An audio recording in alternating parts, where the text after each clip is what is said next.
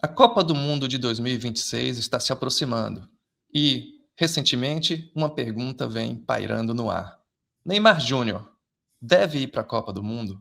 Deve compor esse elenco? Neymar Júnior tem condições de compor esse elenco? A contusão recente de Rodrigo abriu um espaço aí. E Ancelotti? Imagina convocar Neymar? Ancelotti tem condições de resistir ao lobby que vai se formando pela convocação do Neymar? Venha com a gente no meio de campo discutir essa questão. Vamos ver o que o meio de campo acha sobre isso.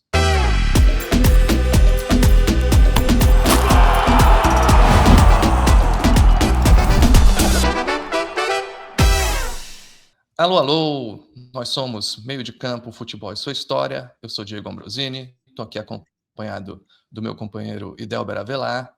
Idelber, hoje a gente vai pegar um tema diferente até do que a gente costuma fazer, um tema quente, né? Um tema que está sendo discutido aí em todas as rodas, na imprensa, na internet, nos botecos. Muita gente tem posição mais ou menos fechada com relação a isso, se Neymar tem espaço, se Neymar não tem espaço. Obviamente que Neymar é um personagem central dos últimos 20 anos, 15 anos, né, do futebol brasileiro, certamente o maior craque que nós tivemos nesse período, mas também ele vem nos últimos, desde 2023, ele praticamente não vem jogando futebol, né, quase que quando a gente assiste os jogos, é quase que um ex-jogador em campo, né. Neymar parece que está fazendo o seu esforço ali para tentar chegar na sua melhor forma, mas também o corpo já vem cobrando e muito do que ele tem tentado fazer, né, aqueles truques, né, que a gente se acostumou a ver com da magia do Neymar, não tem funcionado, né? Então, nos coloca então essa pergunta, né? Até um pouco tempo atrás, parecia essa resposta parecia muito clara. Neymar, o tempo de Neymar já tinha passado. Porém, essa contusão muito recente aí do Rodrigo, que vai deixar ele fora do resto da temporada e certamente fora da Copa do Mundo, parece ter aberto aí uma possibilidade, né? Uma janela aí de possibilidade em que algumas pessoas já vêm começando a bater bumbo e fazer uma certa pressão, um certo lobby, um hype pela convocação do Neymar. Muito, evidentemente, focado no histórico do Neymar, né? Em quem ele é, quem ele foi, vamos colocar o verbo no tempo certo, o que ele fez pela seleção brasileira nesses 15 anos, né? 10, 15 anos, é o maior artilheiro da seleção, né? Então, como é que isso funciona, se a história, a vida pregressa funciona para ir para a Copa agora ou não? A Copa do Mundo é momento ou a Copa do Mundo é também uma oportunidade para chegar lá com peso na camisa e, quem sabe, assustar os adversários só por estar em campo? Então, são algumas questões que a gente pode visitar nessa discussão de hoje. Então, vamos lá, Idelber. Bom dia. Bom que dia, boa você tarde, pensa boa disso? noite aos ouvintes, a você, Diego. Pois é, o interessante desse programa aqui, eu acho, é que a gente vai intervir nessa conversa sendo nem eu nem você haters do Neymar, né? Nem eu nem você lobistas do Neymar, né? A gente é torcedor da seleção brasileira, que acompanha Perfeito. historicamente a seleção e que conhece um pouquinho de alguns processos que aconteceram com a seleção brasileira ao longo dos anos, né? Então, esse é o contexto, esse é o marco em que a gente vai conversar sobre isso. O Neymar tem, em seu favor, um grande lobby, né? Existe um lobby, uma pressão, uma constante bateção de bumbo pela convocação do Neymar. Eu não estou dizendo que seja um lobby organizado com um mandante central ou que o Neymar seja responsável por esse lobby, nem nada do tipo. É uma coisa relativamente espontânea relativamente empurrada também, eu acho, por interesses. Interesses, por exemplo, dos próprios amigos do Neymar no elenco, que gostam de tê-lo por perto, né, que se sentem, de alguma forma, protegidos ou incluídos ou blindados quando o Neymar está presente, mas é fato que existe um lobby, né? Essa palavra ela é perfeita, a gente pode ver entrevistas e mais entrevistas de ex-jogadores, né? Renato Gaúcho, Cafu, Romário, não foram poucos os que, de alguma maneira, fizeram lobby pela convocação do Neymar. Vamos dar um foco histórico aqui para a coisa. Então, você falou muito bem de 15 anos, na verdade são 16, o Neymar estreia na seleção brasileira numa vitória por 2-0 sobre os Estados Unidos em 2010. 10 de agosto de 2010 é um jogo que foi jogado nos Estados Unidos, em New Jersey, e o Brasil venceu os Estados Unidos por 2-0. De lá para cá, o Neymar, com todo o mérito do mundo, ele foi o único jogador indiscutível na seleção brasileira desde 2011 até a Copa de 2022. Alguns outros jogadores foram muito constantes, né, nesse período, Thiago Silva, por exemplo, mas nenhum tem a longevidade na seleção brasileira como titular absoluto e como grande destaque da seleção, como o Neymar. Nesse processo, o Neymar joga 3 Copas do Mundo em registros muito diferentes, né? Em 2014, o time era muito mal armado. O Brasil, eu tenho uma leitura minha própria daquela Copa, eu acho que o Brasil não deveria ter passado da fase de grupos. Eu acho que a arbitragem influiu muito decisivamente no jogo contra a Croácia, que o Brasil estava perdendo por 1-0 e um pênalti completamente estapafúrdio foi inventado em cima do Fred, e o Brasil depois vira o jogo em uma falta clara do Ramírez sobre o croata, né? Assim, foi um jogo em que o Brasil levou uma ajuda danada da arbitragem, empatou com o México, bateu por goleada o Catado de Camarões, que era o pior time da Copa, depois passou no Mineirão um sufoco danado contra o Chile, tomou uma bola na trave no último minuto da prorrogação, classificou nos pênaltis, e depois se classificou em cima da Colômbia em um jogo em que o Brasil fez 33 faltas, rodízio de faltas no James Rodrigues, paulada no time da Colômbia incessantemente e desconsiderada pela arbitragem. Um outro jogo em que a arbitragem foi decisiva. E aí, obviamente, o 7-1 já sem o Neymar, né? Neymar contundido no jogo anterior. Ele chegou a ter lampejos naquela Copa, um outro lampejo contra a Croácia, um outro lampejo contra o Chile, mas nada, né? Nada de grandioso, assim, até o momento em que ele é contundido naquele choque ou naquela joelhada por trás, como você queira dizer, do Zúñiga no finalzinho do jogo contra a Colômbia. Em 2018, o Neymar vira meme mundial de simulação. E isso é uma questão que, como você sabe, nos grupos nossos de futebol, eu sempre levanto, eu sempre digo que o Brasil ainda vai acabar perdendo alguma competição mundial por causa da sua compreensão única do que é uma falta no futebol. Um monte de encontros absolutamente casuais, acidentais, choques normais, de tronco com tronco, de panturrilha com panturrilha, na disputa da bola, em que os dois agentes estão ali buscando a bola, são marcadas como faltas no Brasil e não são marcadas nas grandes ligas da Europa. A gente não tem uma arbitragem boa, a nossa arbitragem não é boa sequer comparada com a arbitragem argentina, ou chilena, ou uruguaia, ou colombiana, que são melhores que a nossa arbitragem, embora o nosso campeonato seja muito melhor que os campeonatos deles, né? Mas eu venho dizendo isso, olha, vamos, por favor, uniformizar nossa compreensão do que é uma falta, assistindo às maiores ligas do mundo, porque esse é o padrão, é nesse tipo de competição que a gente vai estar, né?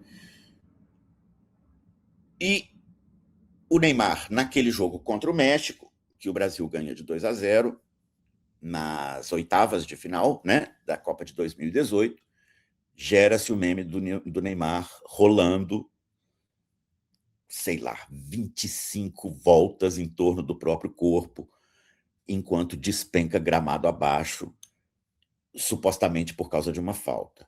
É grotesco, porque qualquer pessoa que tenha jogado futebol sabe que se você realmente sofreu uma pancada, seja lá de que tipo for, a última coisa que você vai querer fazer é rolar 20 vezes em volta do próprio corpo, né? Você pode girar uma vez para encaixar ali uma queda que te proteja a parte machucada.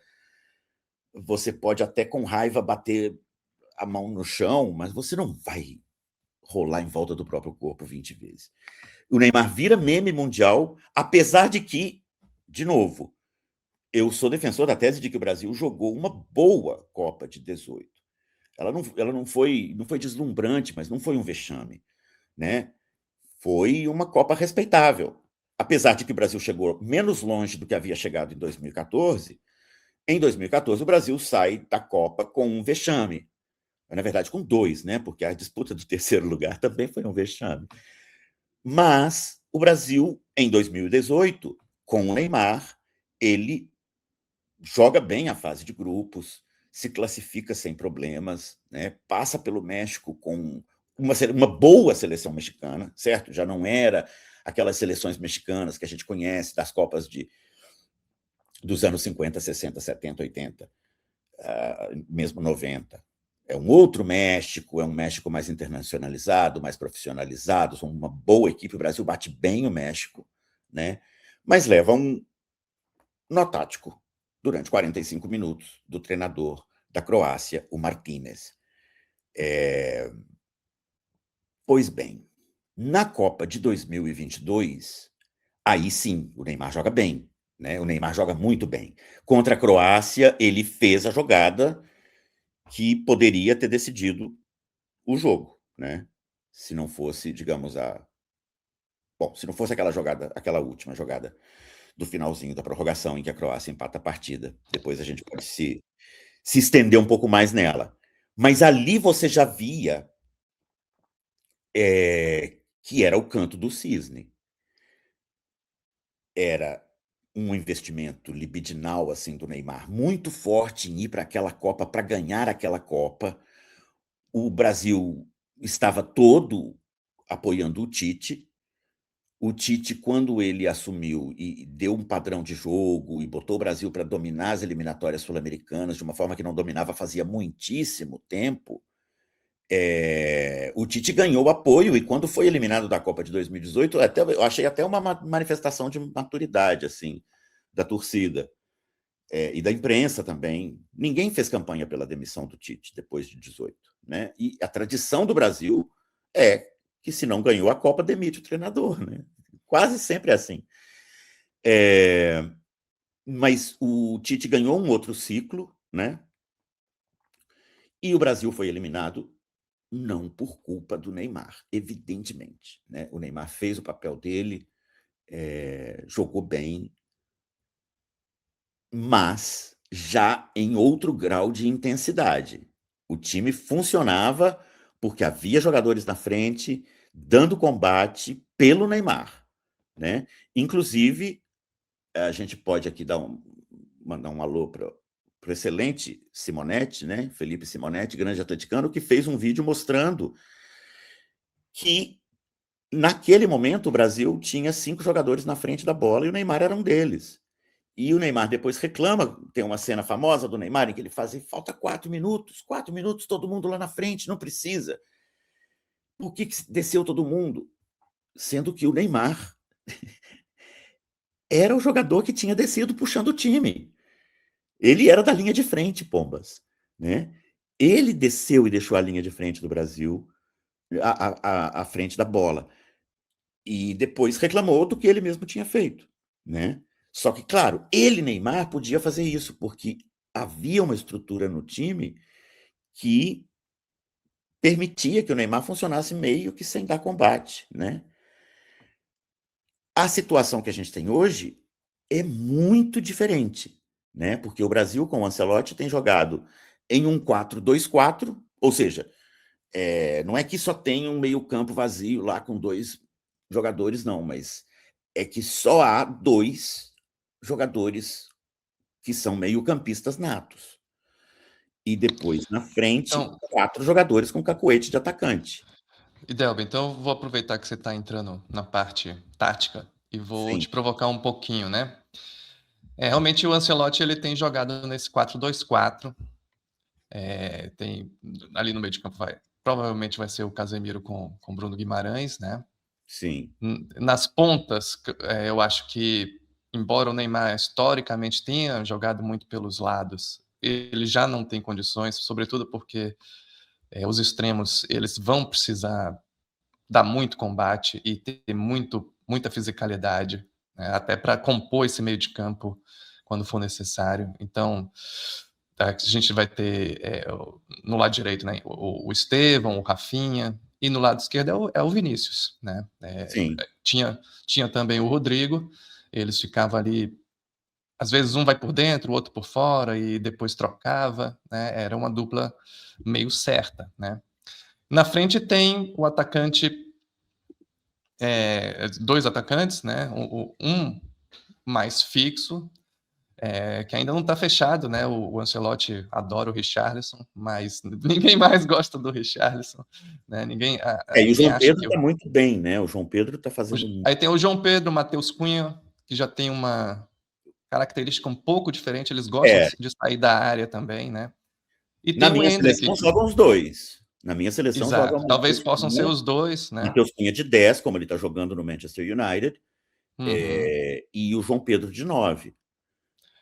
Aí tem o Endrick, que talvez possa estar pedindo Pois é, aí passagem. Endrick com branco, tem outras opções de banco, né? E Mas, como meio-campista, se ele não jogar, que é uma possibilidade também, se ele não fizesse 4-2-4, tirar um dos dois centroavantes, recuar mais para ser um meio-campista mais armador, tem o Paquetá, né, que eu acredito que deva estar na lista, né. sim. O Neymar, se fosse para jogar, provavelmente jogaria nessa posição de 10, né, não de extremo, e como um meio-campo que pisa dentro da área, né. Mas, como é que você vê isso? Ele tem condições de compor o meio de campo? Inclusive, sobretudo quando a gente pensa na questão do combate, né. Pois é, esse que é E o sim, colado com essa pergunta, uma outra, que aí já vai para o lado, anímico e mental, e para se pensar até que ponto o Neymar aceitaria, né, uma situação em que ele não vai ser titular. Ele vai ter que jogar ali como eles dizem em inglês, né, o super sub, ou como a gente diz aqui no Brasil, o 12º jogador, aquele cara reserva que de luxo. entra, o reserva de luxo, que entra, quando entra, para finalizar as partidas, pode ser um cara que muda a história do jogo, mas que vai ter poucos minutos, vai ter que se contentar com isso. E aí, até que ponto o Neymar você acha que aceitaria esse papel ou não? Pois é, vou começar pela primeira, que ela é mais simples de se analisar. Beleza. A segunda envolve vestiário, né, a relação entre os jogadores, o técnico, a imprensa, as redes sociais. Já abre um leque enorme. A gente chega lá, mas continuando com o campo, para responder a sua primeira pergunta, esse aqui é o busilis, né, Diego? Porque quando a gente observa o Matheus Cunha jogando no Manchester United, quando a gente observa o João Pedro jogando no Chelsea, e quando a gente observa o Neymar jogando no Santos, nós observamos não apenas uma diferença enorme de qualidade entre os times. Nós observamos um jogo que acontece em velocidade e intensidade muito diferentes. E é isso que alguns dos lobistas pró-Neymar parecem não entender. Que o jogo que acontece em altíssimo nível hoje, em 2026, já acontece em uma velocidade superior à de 2022. Primeiro ponto. Muitíssimo superior à velocidade de 2018, 19, que foi a última vez que o Neymar realmente jogou futebol em alto nível em clube durante uma temporada inteira. Eu gosto de dar para os alunos, assim, quando eu estou lecionando cursos sobre história do futebol, etc., eu gosto de dar para eles o seguinte marco. Em uma partida de futebol jogada em alto nível na década de 70, digamos, Campeonato Brasileiro, que naquela época poderia perfeitamente ser o melhor campeonato do mundo, um jogador que jogasse os 90 minutos terminava a partida tendo corrido, em média, 4 quilômetros. Hoje, digamos, 50 anos depois, em uma partida de altíssimo nível, digamos, da Champions League, o jogador que termina, agora já não são 90, né? O jogador que termina os 100 minutos inteiros jogados, ele correu, em média, 12 quilômetros. É um aumento de 200% na distância percorrida por cada jogador, né? O que torna, evidentemente, o campo muito menor, certo? Quanto mais gente correndo contra você, menor fica o campo, né? O Cruyff sabia muito bem disso com aquele axioma maravilhoso dele. Quando você tem a bola, você quer tornar o campo maior. Quando você não tem a bola, você quer tornar o campo menor. Pois bem, tudo isso é para dizer que o pessoal que bate bumbo pela convocação do Neymar, eu entendo os motivos e sou um grande fã do Neymar, do futebol que o Neymar jogou. Mas eu acho que a turma teria que entender que quando eles dizem o Neymar não pode deixar de ser levado porque em 1 minuto ele pode resolver o jogo, vocês poderiam tentar fazer o esforço de entender ou de tentar formular na cabeça de vocês o que aconteceria durante os 89 minutos em que o Neymar não resolveu o jogo. Em 1 minuto pode perder o jogo também, né? Em 1 minuto ele pode perder o jogo, o Brasil pode O, levar um o, contra-ataque. o exemplo da Croácia é bom para isso, porque ele fez um gol, um golaço, mas depois uma situação em que ele leva o time para frente acaba levando o contra-ataque, né? Não dá para colocar totalmente nos ombros dele o Brasil ter levado o gol, mas ele participa da descoordenação e falta de noção tática que é o Brasil depois de ter feito o gol na Croácia, na prorrogação. O Brasil, da mesma forma como ele pode, em um lampejo do Neymar, ganhar um mata-mata de 1-0, o Brasil também pode, por uma situação de superioridade numérica do adversário, em que o adversário tem 10 jogadores circulando a bola contra 9 brasileiros marcando, porque o Neymar já não vai estar marcando, certo? Alguém aqui imagina o Neymar correndo atrás de um zagueiro aos 80 minutos de jogo de uma quarta de final contra a Inglaterra, ou contra a Holanda, ou contra a França, em uma situação em que são 12 quilômetros corridos por jogador por jogo? Aí a gente entra na sua segunda pergunta, né? Talvez pudesse guardar o Neymar para entrar no banco. Eu vou chegar lá, mas deixa eu só terminar então esse raciocínio e pedir de todo o coração para a turma que acha que é boa ideia levar o Neymar para a Copa do Mundo hoje, que tente imaginar qual é o tipo de disputa de jogo vai acontecer durante esses 89 minutos em que o Neymar não está resolvendo o jogo. Porque o mais provável, dada a diferença de intensidade, a diferença de velocidade, a diferença de pique entre o futebol de alto nível de hoje e o futebol em que está atuando o Neymar, em que ele não está dando show, para começo de conversa, ele não está dando show no Campeonato Brasileiro, né? Se o time do Santos é ruim, os adversários também são, uai. Ele deveria, nesse raciocínio, ele deveria estar resolvendo muito mais jogos do que está. Quem assistiu Santos e Vasco sabe disso. O Neymar fez 2 gols, entre aspas, resolveu o jogo em uma situação em que o Vasco estava literalmente jogando sem lateral direito. Eu sei que o PH estava lá, mas ele não estava cobrindo aquele setor. O Vasco nominalmente apenas tinha um lateral direito em campo. Então, se pode o Neymar resolver em um lampejo o jogo, ele pode perdê-lo também. Perdê-lo no sentido de que pode colocar o Brasil numa situação em que são 10 contra 9 e o Brasil perde o jogo justamente por causa dessa situação de superioridade numérica do adversário. Ou pode chegar o momento do Neymar resolver o jogo aos 88, com o Brasil já perdendo de 2-0, porque não teve intensidade para combater o adversário. Deixa eu ainda colocar um outro complicador, né? Muita gente quando fala, não, porque o Neymar poderia ser esse reserva de luxo, porque se ele entrar, sei lá, aos 80 minutos, aos 75 minutos, um jogo que está 1-1, né, uma quarta de final, uma semifinal, né, um jogo de mata-mata, e aí entra em campo o Neymar. O Neymar é um craque histórico, né? O peso do Neymar assustaria os adversários. Esse é um argumento que é repetido, né? E aí a gente sabe que o Neymar, ele é muito querido no vestiário brasileiro, os jogadores adoram, e no Brasil em geral. Acho que, quer dizer, ele é uma figura que é um pouco divisiva, tem os lovers e os haters, mas as pessoas sabem, né, que ele tem esse peso, né? Agora, fora do Brasil, e até você já mencionou a questão do meme aí, o Neymar, diferente, por exemplo, do Messi, que é amado por todo mundo, o Neymar é meio que odiado por todo mundo, né? Então, será que também não seria uma liability, um handicap negativo, né? Você vai colocar um jogador que automaticamente vai virar o imã, né, da marcação e da porrada, e ele vai apanhar, né? As pessoas, todo mundo vai para cima do Neymar para tirar ele de campo, né?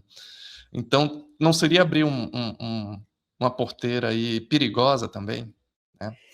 A O que minha você acha? questão com essa alternativa nem é tanto essa. Eu acho que, para falar a verdade, eu acho que assim, para os jogadores europeus de altíssimo nível de hoje, Neymar a mais, Neymar a menos com a camisa da seleção brasileira não faz nenhuma diferença. Neymar não é Messi, o Neymar não é um Uhum. jogador que esteja hoje, certo?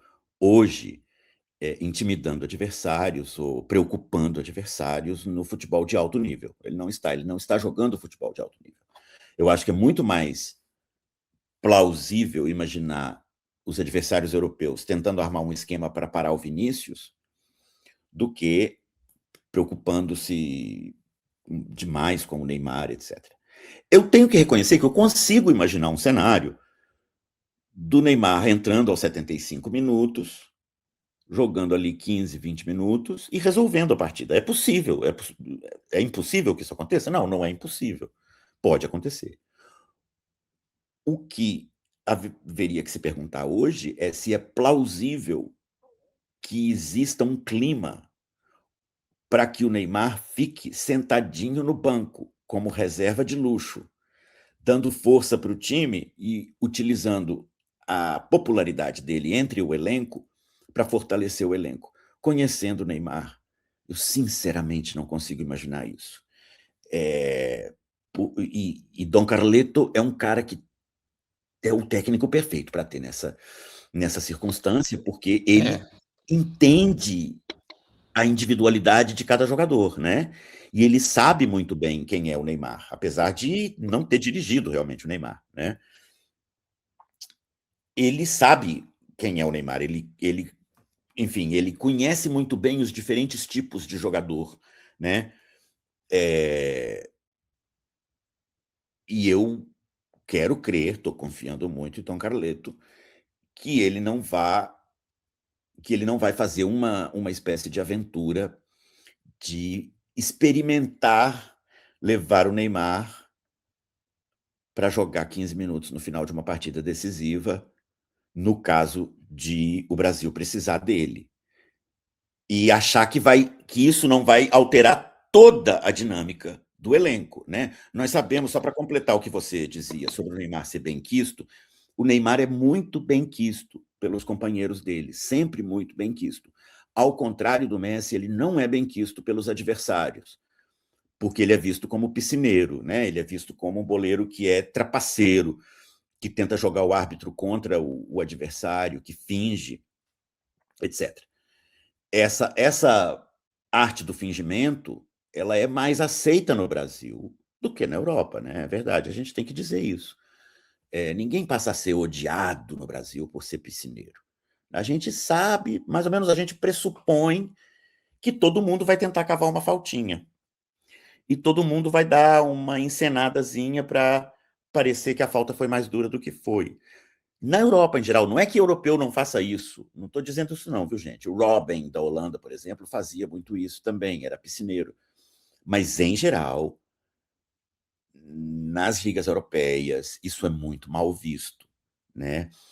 E são repetidos os testemunhos de jogadores brasileiros que chegam à Premier League e têm que se adaptar. Não adianta ficar caindo, porque o juiz não vai dar falta. Não adianta cair depois de um contato acidental, mesmo que forte, mesmo que uma trombada forte, etc. Não adianta você cair, você não vai ganhar a falta. Deixa eu puxar um fio aí que você deixou. Vamos falar agora do Ancelotti um pouco, né?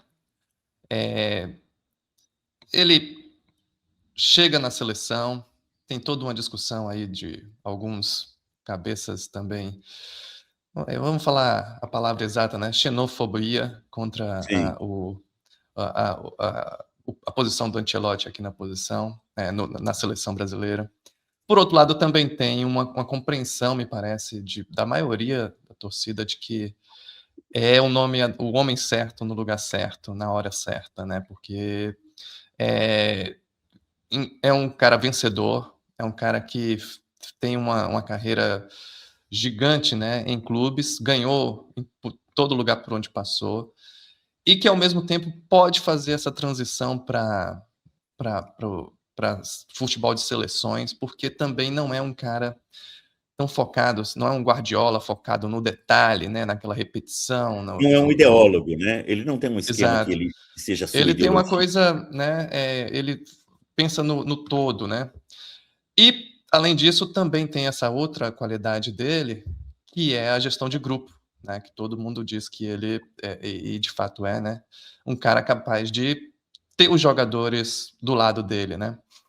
Eh, mas aí o que será que Ancelotti vai fazer, né? Frente a esse lobby, será que ele tem, por ser o Ancelotti e por também não estar viciado, vamos dizer assim, poluído tanto pelas relações, que envolvem imprensa, torcida e CBF, né, se ele tem, né, a capacidade de resistir a isso, ele tem os sinais que ele tem dado, ele tem sido sempre muito ambíguo, né, aquelas respostas diplomáticas, sempre que ele é perguntado, ele responde: "Não, se ele estiver bem, pode ser", né, mas não, ele nunca crava nem que sim, nem que não, né. Eh, por outro lado, a gente está se aproximando agora, nesse dia 16 de março, vem uma convocação para os 2 últimos amistosos, né, antes da convocação definitiva. O Brasil vai ter 2 testes difíceis de alto nível, né, contra a Croácia e França. E se ele estiver imaginando a possibilidade de eventualmente contar com o Neymar, teria que chamar nessa janela agora, né, até para ele ter a chance de conversar com o Neymar, de ver como é que o Neymar vai encaixar ali dentro do grupo, né, não dentro de campo, mas como é que os outros jogadores vão recebê-lo, se vai ter clima para o Neymar tá nesse elenco, e se o Neymar vai aceitar esse papel, né? Você já respondeu, disse que acha que não, mas Eu acho que se ele chamar para os amistosos, ele se obrigou Uhum. a chamar para a Copa, Você certo? acha? Acho que Não sim. Eu sei. acho que ele não se colocaria, seria uma armadilha, né, em que ele poderia se Uhum. colocar ali. Se ele chama o Neymar para jogar amistosos contra a Croácia e a França, e o Neymar não se contunde, continua jogando pelo Santos, mesmo que mediocremente, eu acho que o Ancelotti se colocaria em uma posição em que ele não poderia deixar de chamar. Mas o contrário também é verdadeiro, né? Se ele não chamar agora, significa que ele realmente não vai Sim, chamar. se ele não chamar agora, eu acho que não tem como chamar mais, né?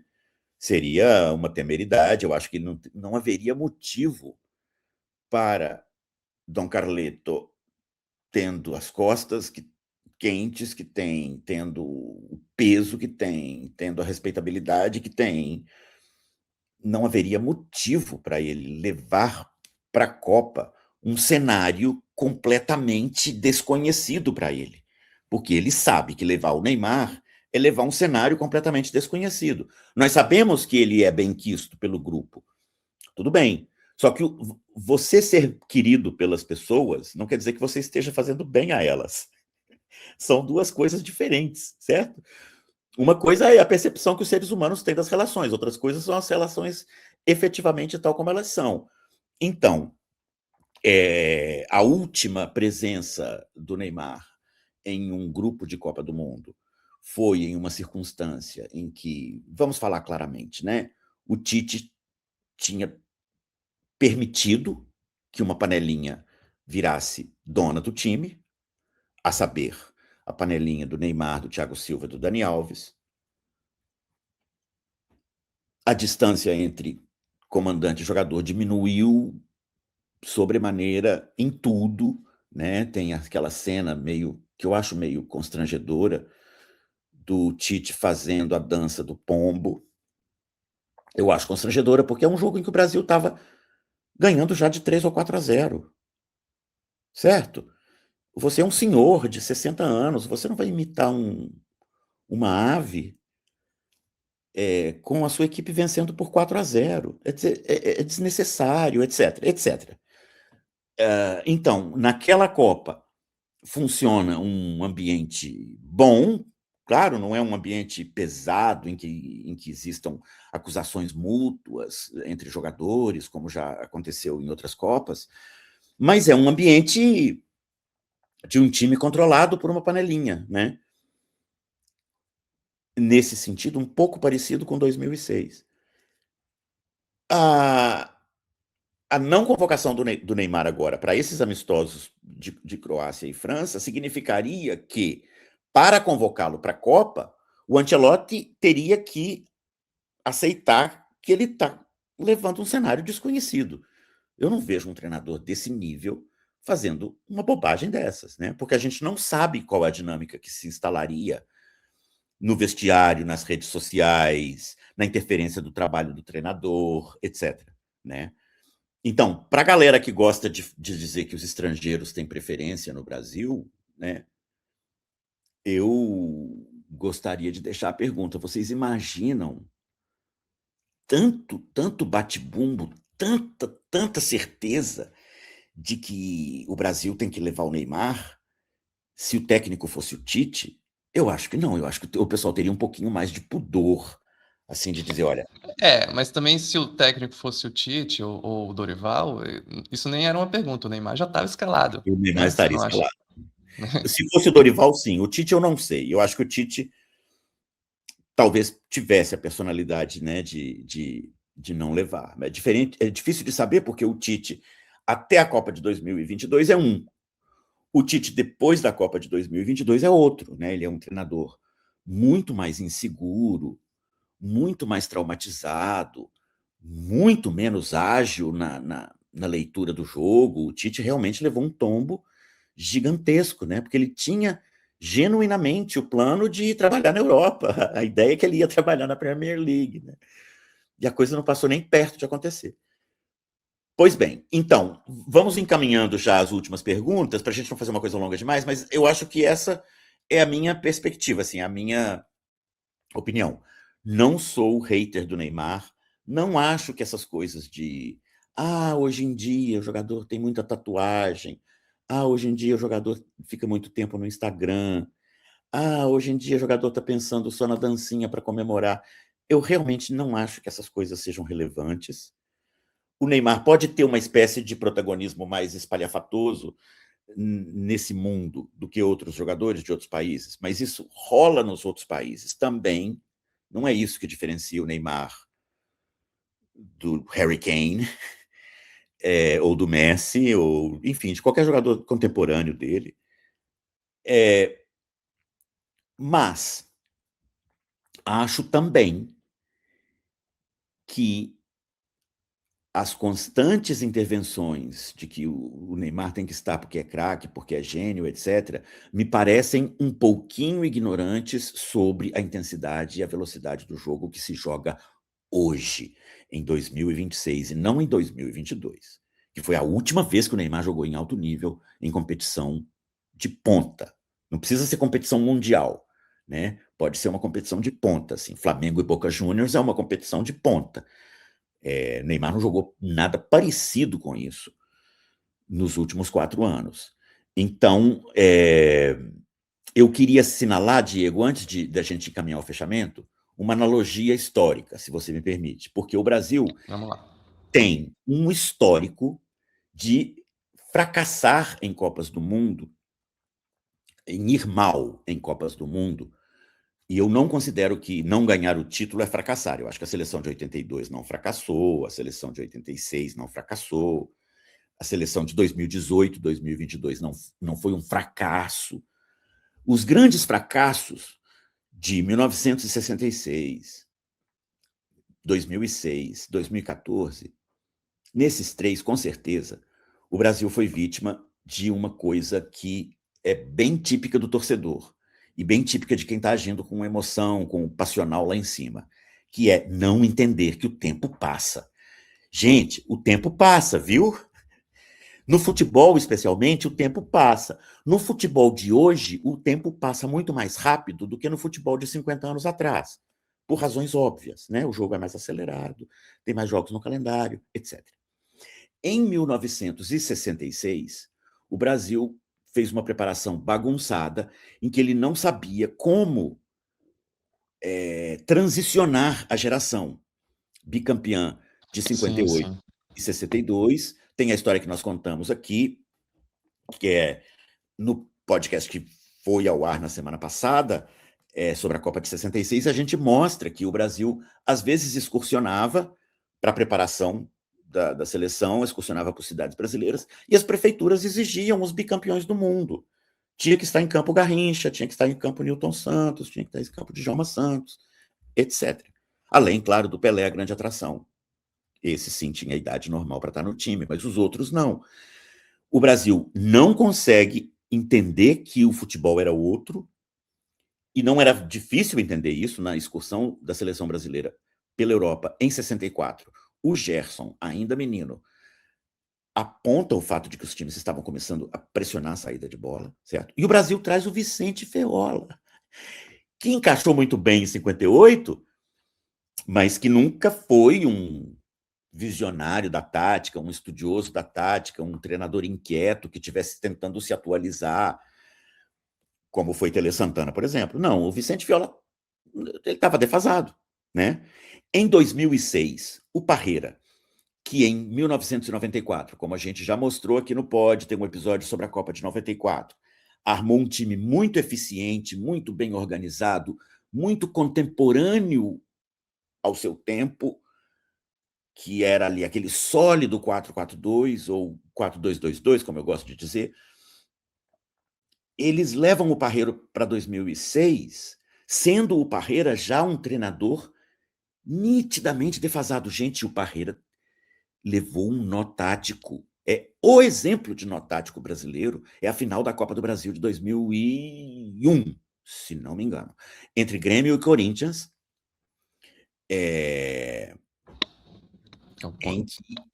em que o Parreira leva aquele nó tático do Tite.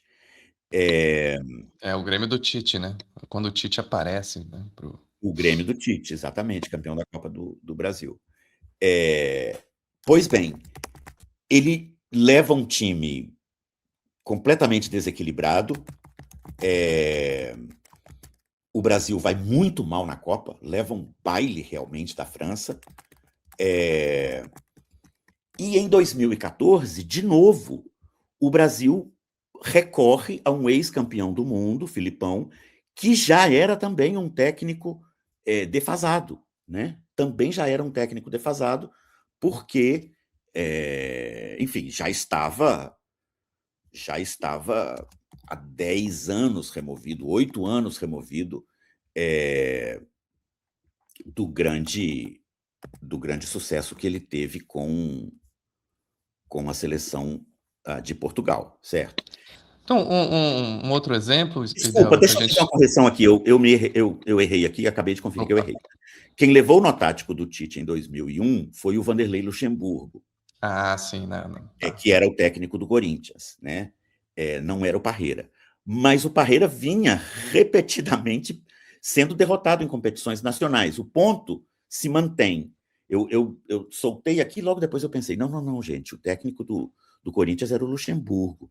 E eu fui conferir, é isso mesmo, tá certo. Quem levou o nó tático do Tite foi o Luxemburgo, em 2001, final da Copa do Brasil, Grêmio e Corinthians 3-1 para o Grêmio. Fica feita a minha correção aí a tempo. Maravilha. Mas o ponto persiste, tá? Não tinha erro no argumento. O argumento é, o Parreira já era um técnico defasado, ele já era um técnico que não vencia as grandes competições internacionais, né? O ponto aqui é, todo mundo faz analogia com a recuperação do Ronaldo em 2002, ou com a entrada do Romário na seleção de 94. Gente, essas não são comparações realistas, certo? Porque o Ronaldo e o Romário estavam muito mais em forma, muito mais atletas, estavam disputando o futebol em alto nível, anos e anos seguidos. O Ronaldo, Talvez, anos e anos seguidos antes da contusão, né? talvez uma comparação mais próxima fosse com o Romário em 2002, né? Que houve pressão forte também, bem parecido, eu acho, né? O Romário, claro, com toda a história dele, porque o Romário é o Romário resolve, né? Mas no fim das contas o Filipão resistiu. O Resistiu, Filipão, e não levou, né, e ganhou, não né? levou, né? Se não tivesse Então, ganhado, sim, estaria ouvindo até hoje, né? até hoje seria cobrado por isso. Que o Romário teria resolvido, quando na verdade a gente não sabe, né? A gente não sabe Uhum, se teria resolvido. O mais provável é que não teria resolvido. Mas, enfim, porque não é por nenhum problema com o Romário, é simplesmente porque o futebol é, em geral, um esporte em que as resoluções são uhum, coletivas, né? Essa claro. história de em um lampejo o sujeito decidiu o jogo, ok, em um lampejo ele decidiu o jogo, mas ele só pôde decidir o jogo porque o jogo estava 0-0, certo? E para que o Sim. jogo permanecesse 0-0, todo mundo teve que trabalhar. Quer dizer, as pessoas às vezes esquecem desse raciocínio, né? O Uhum. Neymar pode resolver em um minuto? Beleza. Tenta imaginar para mim como seriam esses outros 89 minutos em que o Neymar não está resolvendo o jogo. Qual seria a direção, provavelmente, que o jogo tomaria se fosse um Brasil e Inglaterra, se fosse um Brasil e França, se fosse um Brasil e Espanha? Enfim, é o que eu acho. Espero que Dom Carleto tenha aí a serenidade, né, Sim. de pensar direitinho, mas o meu ponto de vista é que o lobby do Neymar não apresentou argumentos muito sólidos. E o Neymar não apresentou argumentos muito sólidos dentro de É, campo, até agora. exatamente. Perfeito. Então, logo, logo teremos a resposta. Vamos ver se o Ancelotti vai resolver levar o Neymar para esses amistosos aí contra Croácia e França. Tá uma pergunta em aberto. Aqui a gente trouxe a nossa opinião, nossa posição, né? A gente acha que seria temerário, mas vamos ver. E também não é ninguém está aqui para estar certo, né? A gente está aqui para torcer pela seleção e que a seleção consiga fazer uma boa Copa do Mundo. Mas não parece que adicionar ao Neymar nessa equação seria uma solução ou não aumentar o problema. Não é isso, Idalber? É Então, isso. vamos ficando por aqui. Bom dia, boa tarde, boa noite para todo mundo que nos ouviu, assistiu. E até a próxima com o Meio de Campo Futebol e Sua História. Inscreva-se no canal do Meio, se você não assina o canal do Meio. Inscreva-se, deixa o seu like, avalie a gente, por favor, no Spotify, no Apple Podcast. Deixa seu comentário aí, esse é um tema típico para a gente gerar algum debate. E a gente volta na semana que vem. Com certeza a gente vai ter comentários aí contrários e favoráveis. Então, por favor, pessoal, lota aí a nossa caixa de comentários. Vamos discutir, vamos saber o que vocês acham. Valeu, um abraço a todos e até a próxima. Até mais. Vamos ser honestos? Conversar sobre política e ano eleitoral pode ser frustrante. Parece que estamos todos presos numa bolha, repetindo as mesmas manchetes, os mesmos cortes de vídeo. A conversa, não avança. Ficamos no mais do mesmo. A pergunta é, como furar essa bolha? Com dados que dão para você uma base sólida para argumentar. É por isso que nós fazemos a pesquisa Meio Ideia. Todo mês nós vamos a campo para entender o que o brasileiro realmente pensa. Toda a sociedade. O que muda o voto dele, o que o preocupa. A pesquisa de março já está no ar. Para quem é assinante Premium, a vantagem é dupla. Você recebe a pesquisa completa antes de todo mundo e ganha acesso a todo o arsenal de conteúdos em vídeo, texto, áudio que a gente produz. Análises que conectam os pontos, reportagens que mostram os bastidores do poder e um streaming com programas, séries, documentários, entrevistas que vão além do óbvio. Chega de conversa rasa, gente. Assina o Meio Premium e tem um guia confiável para se informar sobre o Brasil.